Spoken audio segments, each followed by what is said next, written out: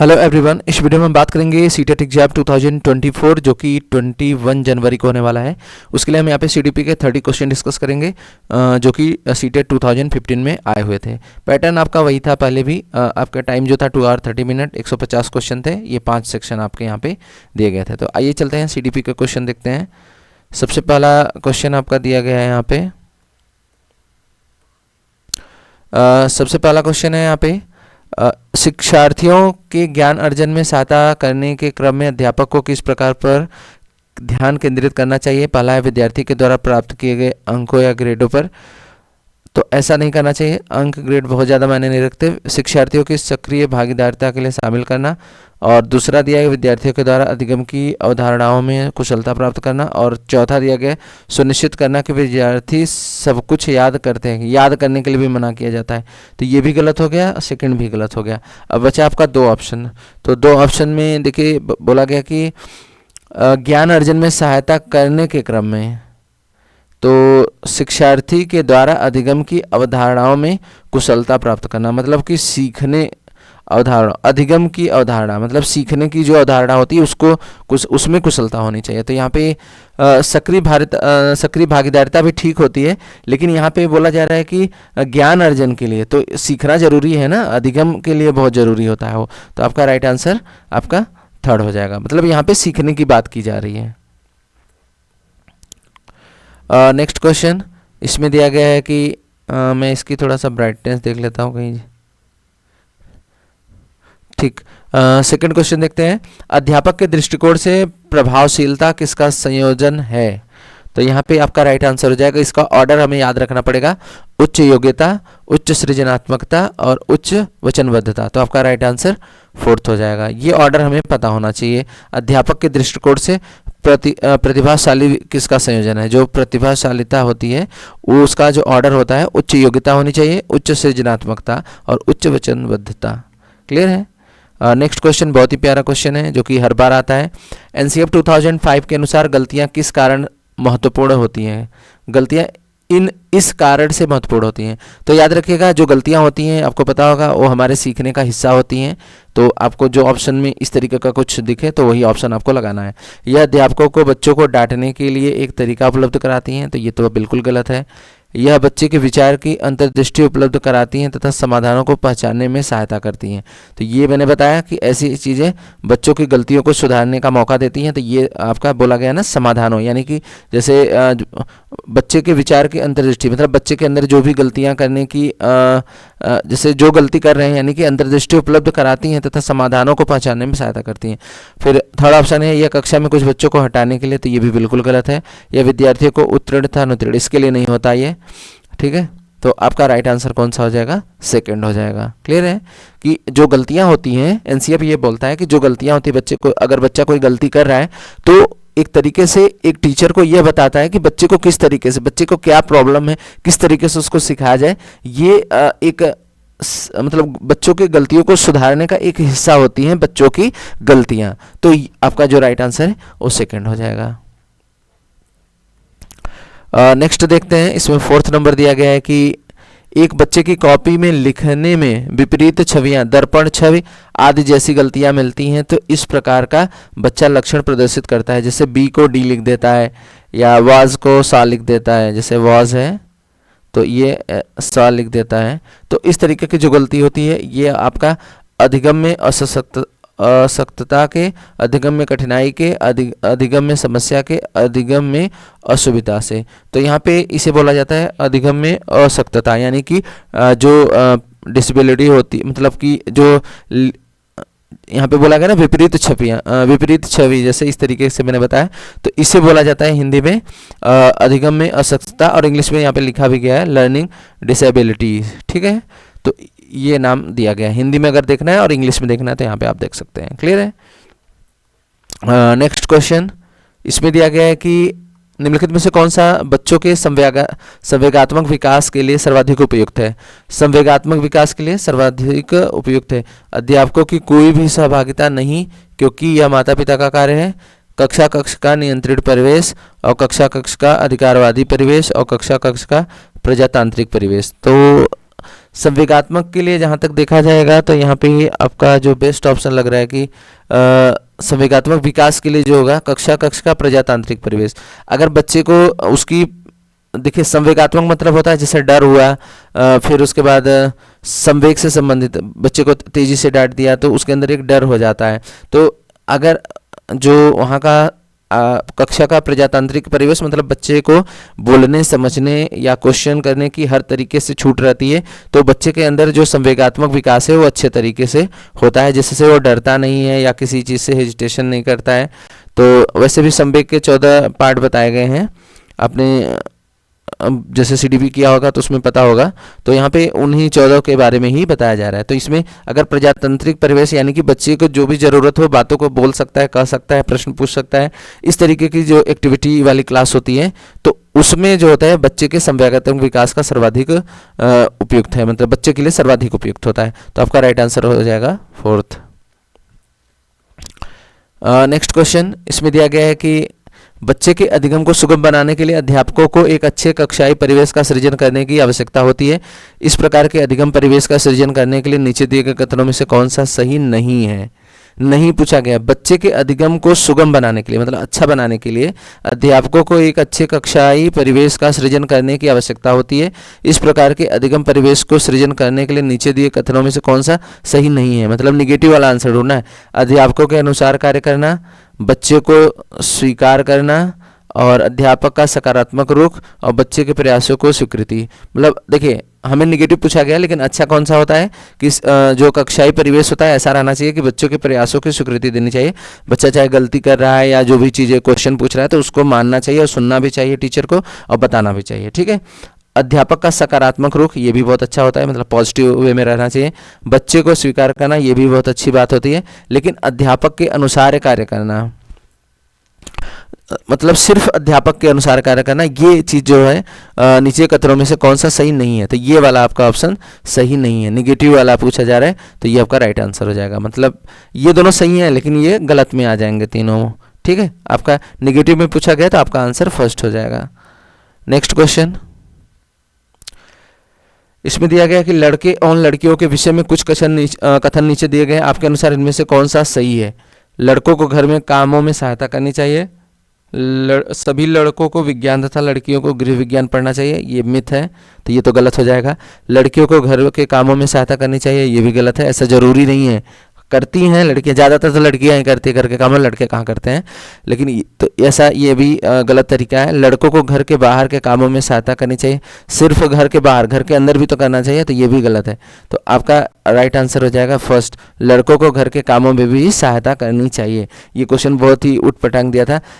ज़्यादातर लगेगा कि लड़कियों को घर के कामों में सहायता करनी चाहिए, ये बहुत अच्छा ऑप्शन है, यही लोग लगा के आ जाएंगे, तो ये बिल्कुल गलत है। आपका राइट आंसर ये है कि लड़कों को घर में कामों में सहायता कर, लड़कों को भी खाना पीना बनाने में भी हेल्प करनी चाहिए, न कि सिर्फ बाहर के कामों में। और लड़कियों को थोप देते हैं कि लड़कियां बस खाना बनाएं, तो लड़कों को भी खाना वाना या घर का जो भी काम है करना चाहिए। ठीक है, तो ये सारी चीज़ें सीटेड ने यही दिया था। यानी कि ये लिंग से रिलेटेड क्वेश्चन है कि जैसे लिंग से रिलेटेड आता है ना कि लड़कियां मैथ्स में कमज़ोर होती हैं और लड़के मैथ्स में अच्छे होते हैं, और लड़कियों की राइटिंग अच्छी होती है लड़कों से, ऐसा कुछ भी नहीं होता। ये एक तरीके से कुछ परसेंट कहीं दिखता है तो उसको हम एक तरीके से बना लेते हैं माइंड में। तो ऐसी एक्टिविटी जो इस तरीके की थिंकिंग है इसे हमें करना चाहिए और चीज़ों को अच्छे तरीके से, पॉजिटिव तरीके से, सामाजिक स्तर के तरीके से सोचना चाहिए जो कि समाज का भला हो। क्लियर है? नेक्स्ट क्वेश्चन देखते हैं। इसमें दिया गया है कि एक प्रभावशाली अध्यापिका होने के लिए यह महत्वपूर्ण है। पहला है समूह गतिविधि के बजाय व्यक्तिगत अधिगम पर ध्यान देना।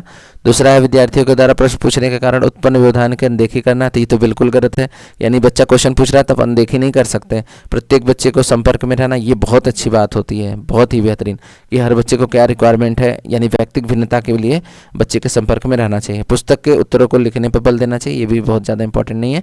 दो ऑप्शन थोड़ा सा ठीक ठाक लग रहे थे, पहला भी ठीक लग रहा था, समूह गतिविधि के बजाय व्यक्तिगत अधिगम पर बल देना चाहिए। तो ये समूह, तो यहाँ पे दोनों ऑप्शन लगभग ठीक ठाक है, लेकिन जो सीबीएसई की तरफ से दिया गया था वो आपका राइट आंसर थर्ड हो जाएगा। प्रत्येक बच्चे के संपर्क में रहना, और फिर उसके बाद है आपका एक प्रभावी अध्यापिका होने के लिए यह महत्वपूर्ण है कि समूह गतिविधि के बजाय व्यक्तिगत अधिगम पर ध्यान देना। व्यक्तिगत अधिगम यानी कि प्रत्येक बच्चे पर, दोनों का मतलब सेम ही है, लेकिन आपका जो राइट आंसर होगा वो थर्ड वाला दिया गया था।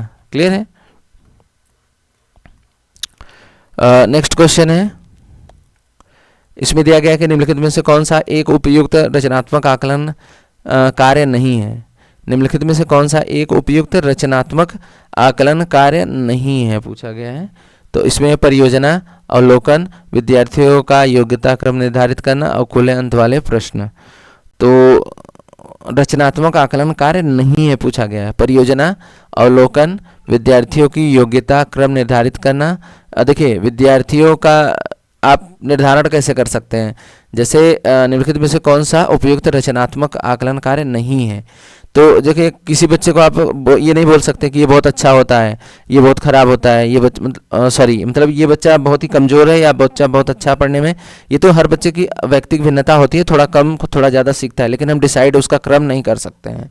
तो ये बहुत गलत चीज़ होती है, क्योंकि इसका सेट भी नहीं बनता। अगर पूछा जाए कि सबसे बेस्ट बल्लेबाज, क्रिकेट में पूछा जाए कि सबसे बेस्ट बल्लेबाज बताइए, तो सचिन, विराट सभी अपने आप में स्पेशल हैं, रोहित भी अपने आप में अच्छा बैट्समैन है। तो इस चीज़ को हम डिफाइन नहीं कर सकते, इसलिए इसका सेट भी नहीं बनता। तो आपका जो राइट आंसर होगा ये आपका हो जाएगा निगेटिव में, कि कौन सा सही नहीं है, आकलन कार्य नहीं है। तो ये वाला विद्यार्थियों की योग्यता का क्रम निर्धारण करना, ये मतलब बहुत ही सही नहीं है, तो होता है। ठीक है, अगला क्वेश्चन देखेंगे।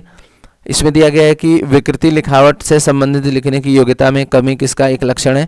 Dyspraxia, dyscalculia, dyspraxia, dysgraphia. तो देखिए, लिखने की संबंधित बोल रहा है, विकृति लिखावट, लिखने में कोई गलती हो जाती है तो ये आपका लिखने से संबंधित क्या होती है, डिस्ग्राफिया। और पढ़ने से संबंधित अगर कोई प्रॉब्लम आती है, पढ़ने से संबंधित होती है तो इसे डिसलेक्सिया बोला जाता है। ये आपका लिखने से संबंधित कोई प्रॉब्लम आती है तो ये डिस्ग्राफिया बोला जाता है। और डिस्कैल्कुलिया होता है आपका गणित में अगर कुछ प्रॉब्लम आती है तो ये आपका होता है डिस्कैल्कुलिया। और डिस्प्रेक्सिया, आई थिंक ये वाला मुझे एग्जैक्ट याद नहीं है, तो इसलिए इसको मैं नहीं बता रहा। बाद में अगर किसी को दिक्कत होगी तो देख लेना आप लोग। 3 का मुझे एकदम एग्जैक्ट याद है, तो ये चीज़ मैंने बता दी यहाँ पे। आंसर आपका कौन सा होगा इसमें, डिस्ग्राफिया होगा, क्योंकि यहाँ पे लिखने से संबंधित समस्या पूछी गई है। क्लियर है? नेक्स्ट क्वेश्चन है, पियाजे के सिद्धांत के अनुसार निम्नलिखित में से कौन सा व्यक्ति संज्ञानात्मक विकास को प्रभावित नहीं करता है। याद रखिएगा, इस चीज़ को जरूर देखिएगा। सामाजिक अनुभव, परिपक्वन, क्रियाकलाप, भाषा। तो याद रखिएगा, जो पियाजे का संज्ञानात्मक विकास था वो किस पे बल करता था, वृद्धि पे, प्रत्यक्षीकरण पे, परिपक्वन पे, क्रियाकलाप पे, भाषा पे, चिंतन हो गया, स्मरण शक्ति हो गया, तर्क हो गया। तो यहाँ पे परिपक्वन हो जाएगा, क्रियाकलाप हो जाएगा, भाषा हो जाएगा, सामाजिक अनुभव नहीं होता। तो यहाँ पे 11 का राइट आंसर फर्स्ट हो जाएगा। क्लियर है? 11 का सॉरी, यहाँ पे मुझे लग रहा है कि कुछ गलती हो रही है, सेकेंड हो जाएगा। परिपक्वन आता है कि नहीं इसके अंदर देख लेता हूँ मैं। परिपक्वन तो आता है, सामाजिक अनुभव नहीं आता है। तो यहाँ पे हाँ, पहला ही सही है, मतलब कि प्रभावित नहीं करता है संज्ञानात्मक विकास को। हाँ, यही सही है, फर्स्ट ही सही है आपका। ठीक है, क्योंकि क्रियाकलाप भी आपका आता है, परिपक्वन भी आता है और भाषा भी आता है। ठीक है, तो ये 3 चीज़ें आती हैं इसके अंदर, ये नहीं आता है पहला। नेक्स्ट क्वेश्चन देखेंगे। इसमें दिया गया है कि निम्नलिखित में से कौन सा त्रितंत्री सिद्धांत में व्यवहारिक बुद्धि का अभिप्राय नहीं है। व्यवहारिक बुद्धि, केवल अपने विषय में व्यवहारिक रूप से विचार करना, इस प्रकार के पर्यावरण का चयन करना जिसमें आप सफल हो सकते हैं, और पर्यावरण के साथ अनुकूलन करना, और पर्यावरण का पुनर्निर्माण करना। तो यहाँ पे 12 का राइट आंसर हो जाएगा फर्स्ट, केवल अपने विषय में व्यवहारिक रूप से विचार करना। ये त्रितंत्री सिद्धांत, जो बुद्धि का त्रितंत्री सिद्धांत है, इसके अंतर्गत नहीं आता है। ठीक है, तो यहाँ पे राइट आंसर फर्स्ट हो जाएगा। निगेटिव में पूछा गया था। फिर अगला क्वेश्चन है कि कोई भी नाराज हो सकता है, यह आसान है, परंतु सही व्यक्ति के ऊपर सही मात्रा में, सही समय पर, सही उद्देश्य के लिए तथा सही तरीके से नाराज होना आसान नहीं है, यह संबंधित है। तो सिंपल सी बात है, नाराजगी वाली बात हो रही थी, किसके अंदर आता है, संवेगात्मक विकास से संबंधित है। ठीक है, अगला क्वेश्चन है, अधिगम में आकलन किस लिए आवश्यक होता है। जांच परीक्षण के लिए, प्रेरणा के लिए, पृथक और श्रेणीकरण के उद्देश्य को प्रोत्साहित देने के लिए, ग्रेड व अंकों के लिए। तो याद रखिएगा जो अधिगम में आकलन होता है यानी कि जो अवलोकन होता है, जैसे बच्चे जांच होती है, मतलब यहाँ पे अधिगम का आकलन पूछा गया है तो वो किसके लिए होती है? सिर्फ जांच के लिए होती है? तो ऐसा नहीं है। प्रेरणा के लिए ठीक है, ये भी ठीक है, लेकिन उतना ज़्यादा बेटर मुझे लगता है कि प्रेरणा तो मिलती है, लेकिन पृथक्करण और श्रेणीकरण इसके लिए तो बिल्कुल नहीं होता है, क्योंकि बच्चे को आप अलग डिसाइड नहीं कर सकते कि ये बच्चा बहुत अच्छा है, ये वाला बच्चा अच्छा नहीं है, तो ये तो बिल्कुल गलत हो जाएगा। ग्रेड व अंकों के लिए भी गलत है, ग्रेड के लिए नहीं होता। तो प्रेरणा के लिए, अगर जैसे कोई बच्चा कम नंबर लाता है या किसी को कुछ सीखने में दिक्कत आ रही है तो टीचर बोलता है कि बेटा और मेहनत करिए और आप कोशिश करिए, और टीचर भी अपने टीचिंग मेथड को चेंज करता है और बच्चे को सिखाने की कोशिश करता है और उसे मोटिवेट करता है। तो प्रेरणा के लिए आप बोल सकते हैं। क्लियर है? नेक्स्ट क्वेश्चन है आपका, इसमें दिया गया है कि प्रचलित योजनाओं में नई जानकारी जोड़ने को किस नाम से जाना जाता है? प्रचलित योजनाओं में नई जानकारी जोड़ने को किस, ये जिन प्याजे की थ्योरी पढ़ोगे तो उसमें दिया गया है, तो ये बोला जाता है आत्मसातकरण। तो आपका राइट आंसर सेकंड हो जाएगा। ठीक है, प्रचलित योजनाओं में नई जानकारी जोड़ने के का जो नाम है वो बोला जाता है आत्मसातकरण। ठीक है, नेक्स्ट क्वेश्चन इसमें दिया गया है कि हम सभी अपनी बुद्धि, प्रेरणा, अभिरुचि आदि के संदर्भ में भिन्न होते हैं। हम सभी बुद्धि, प्रेरणा, अभिरुचि आदि के से भिन्न होते हैं। यह सिद्धांत बिल्कुल सिंपल सी बात है। बुद्धि के सिद्धांतों से बिल्कुल नहीं, वंशानुक्रम से ये भी नहीं, पर्यावरण से ये भी नहीं, व्यक्तिगत भिन्नता, ये मैंने बताया था व्यक्तिगत भिन्नता मीन्स होता है, एक क्वेश्चन जरूर आता है इससे कि हर बच्चे के सोचने समझने की क्षमता अलग अलग होती है, इसलिए आपका राइट आंसर फोर्थ हो जाएगा। क्लियर है? नेक्स्ट क्वेश्चन इसमें दिया गया है कि वंचित समूहों के विद्यार्थियों को सामान्य विद्यार्थियों के साथ साथ पढ़ाना चाहिए, इसका अभिप्राय है? विशेष शिक्षा, एकीकृत शिक्षा, अपवर्जन शिक्षा, समावेशी शिक्षा। तो इसमें देखिए ये भी बिल्कुल आसान क्वेश्चन है। वंचित समूहों के विद्यार्थियों को सामान्य विद्यार्थियों के, अगर कोई स्पेशल बच्चा है तो भी उसको सामान्य अभ्यर्थियों के साथ पढ़ाना, जैसे कि कोई देख नहीं सकता, सुन नहीं सकता या इस तरीके की कुछ वंचित समूह से है, तो यही बोला जा रहा है कि सामान्य बच्चों के साथ पढ़ाने के लिए कौन बल देता है? समावेशी शिक्षा, इसे बोलते हैं इनक्लूसिव एजुकेशन। ठीक है, तो ये जो होता है बोलता है कि चाहे बच्चा स्पेशल हो या सामान्य बच्चा हो, सभी को एक साथ पढ़ाना है। तो ये कौन बल देता है? समावेशी शिक्षा। तो ये बहुत ही बेहतरीन क्वेश्चन है और बहुत ही प्यारा क्वेश्चन है। ठीक है, फिर इसके बाद है आउट ऑफ द बॉक्स चिंतन किससे संबंधित है? स्मृति आधारित चिंतन, अपसारी चिंतन, अभिसारी चिंतन, अनुकूलन चिंतन। तो ये होता है जो आउट ऑफ द बॉक्स अपसारी चिंतन से संबंधित है। क्लियर है? नेक्स्ट क्वेश्चन इसमें देखेंगे, इसमें दिया गया है कि शिक्षण में अध्यापकों के द्वारा विद्यार्थियों का आकलन इस अंतर्दृष्टि को विकसित करने के लिए किया जा सकता है। उन विद्यार्थियों को प्रोन्नत न करना जो विद्यालय के अनुकूल स्तर के अनुकूल नहीं है। तो ये तो गलत हो जाएगा।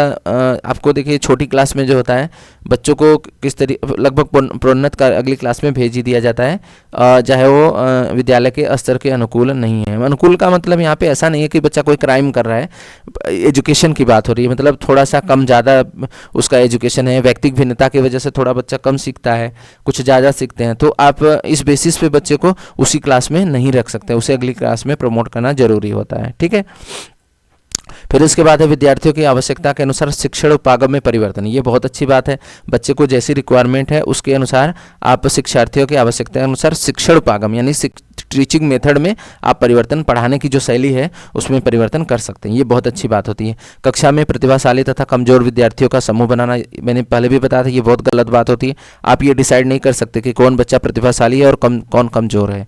चौथा है उन विद्यार्थियों की पहचान करना जिसे उच्चतर कक्षा में प्रोन्नत करना है। फिर वही बात हो जा रही है ऊपर वाले की, कौन सा उच्चतर कक्षा में पहचान, मतलब कौन बच्चा प्रतिभाशाली है या बहुत अच्छा है, तो ये फिर इसमें भी वही बात चल रही है, तो ये भी गलत हो जाएगा। तो आपका बेस्ट ऑप्शन जो है आपका सेकेंड हो जाएगा। ठीक है, कि विद्यार्थियों की आवश्यकता अनुसार शिक्षण उपागम में परिवर्तन कर सकते हैं, ये बहुत अच्छी बात होती है। नेक्स्ट क्वेश्चन इसमें दिया गया है कि अधिगम अनुभवों को इस प्रकार से आयोजित किया जाना चाहिए जिससे अधिगम को सार्थक बनाया जा सके। नीचे दिए गए अधिगम अनुभवों में से कौन सा बच्चों के सार्थक अधिगम को सुगम नहीं बनाता है?